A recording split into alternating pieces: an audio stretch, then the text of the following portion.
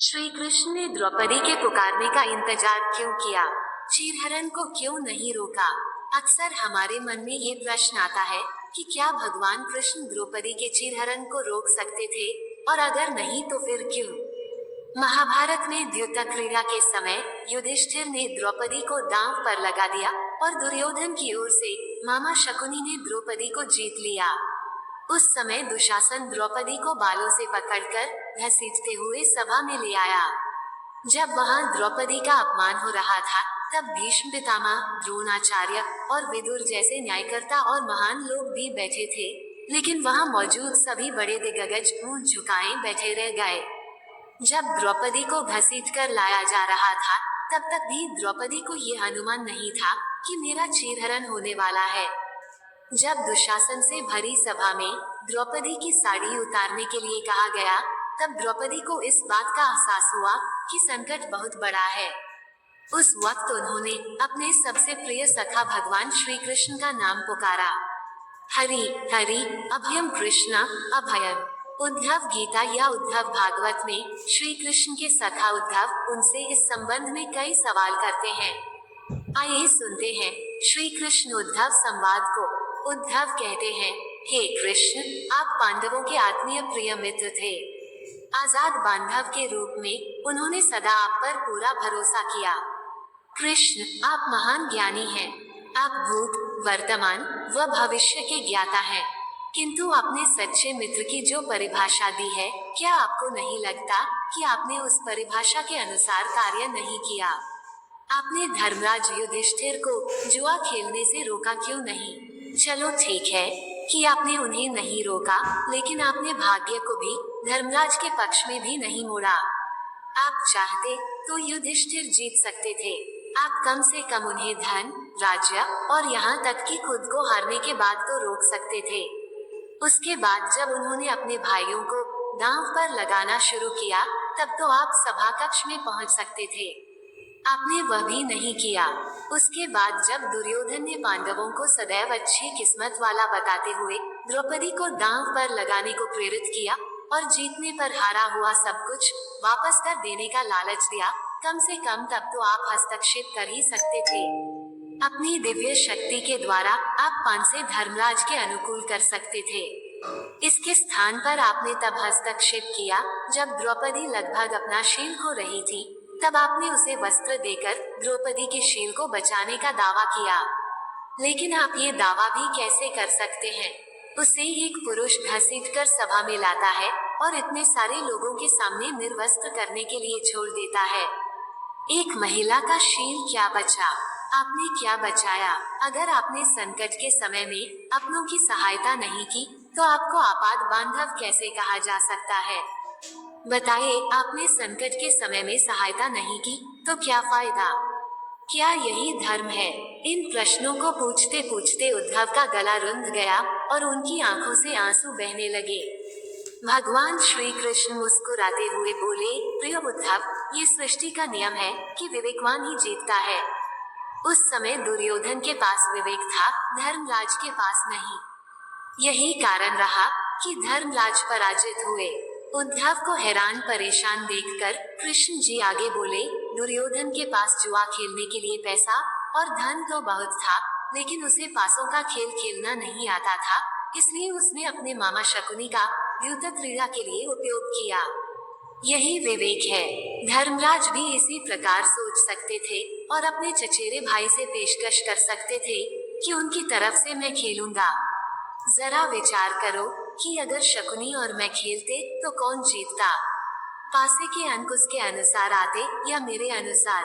चलो इस बात को जाने दो। उन्होंने मुझे खेल में शामिल नहीं किया, इस बात के लिए उन्हें क्षमा किया जा सकता है। लेकिन उन्होंने विवेक शून्यता से एक और बड़ी गलती की, और वही ये कि उन्होंने मुझसे प्रार्थना की कि मैं तब तक सभा कक्ष में न आऊं जब तक कि मुझे बुलाया न जाए, क्योंकि वे अपने दुर्भाग्य से खेल मुझसे छुपकर खेलना चाहते थे। वे नहीं चाहते थे मुझे मालूम पड़े कि वे जुआ खेल रहे हैं। इस प्रकार उन्होंने मुझे अपनी प्रार्थना से बांध दिया। मुझे सभा कक्ष में आने की अनुमति नहीं थी। इसके बाद भी मैं कक्ष के बाहर इंतजार कर रहा था कि कब कोई मुझे बुलाता है। भीम, अर्जुन, नकुल और सहदेव सब मुझे भूल गए। बस अपने भाग्य और दुर्योधन को कोसते रहे।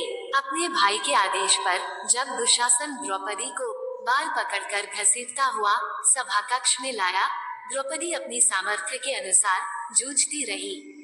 तब भी उसने मुझे नहीं पुकारा।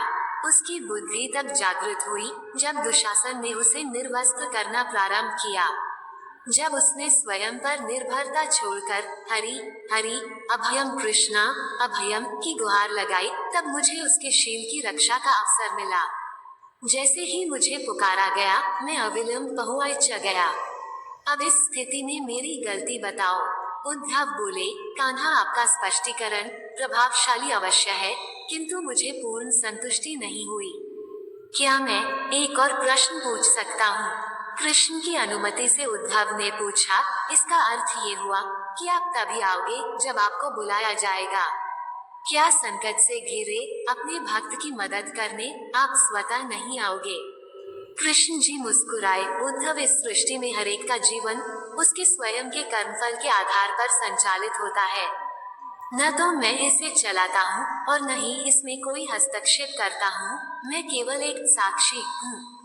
मैं सदैव तुम्हारे नजदीक रहकर जो हो रहा है उसे देखता हूँ। यही ईश्वर का धर्म है।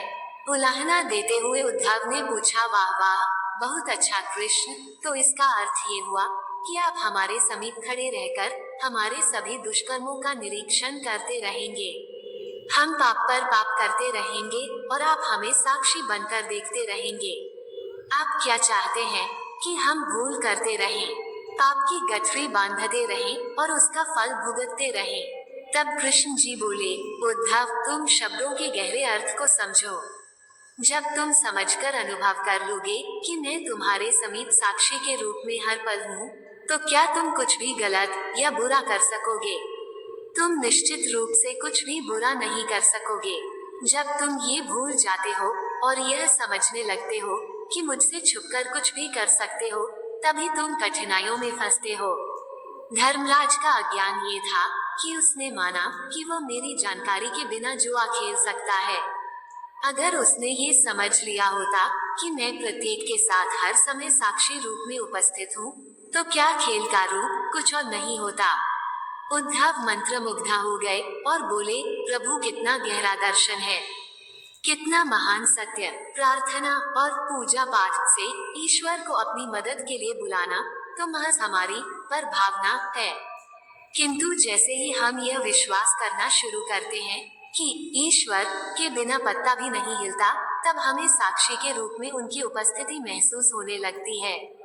गड़बड़ तब होती है जब हम इसे भूलकर सांसारिकता में डूब जाते हैं। हम कोई भी गलत या सही काम करते हैं तो कोई देखे या न देखे, लेकिन भगवान की दृष्टि हमेशा हम पर रहती है। गुलाब, जय श्री कृष्ण। गुलाब। दोस्तों, आपको ये जानकारी कैसी लगी? कृपया कमेंट करके जरूर बताएं। वीडियो पसंद आया हो तो लाइक करें और ऐसी ही और भी बहुत सारी कहानियों को सुनने के लिए चैनल को सब्सक्राइब जरूर करें। धन्यवाद।